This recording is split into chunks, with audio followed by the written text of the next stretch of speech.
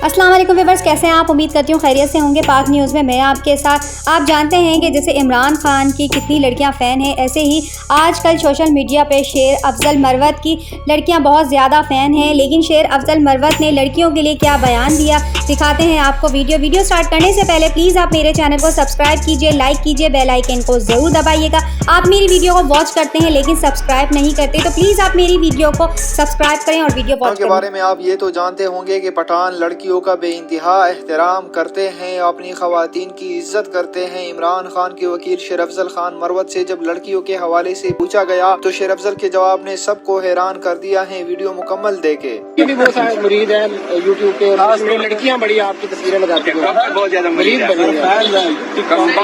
ये वीडियो जो है मेरी बेगम भी देखती है और ये लड़कियों की बातें।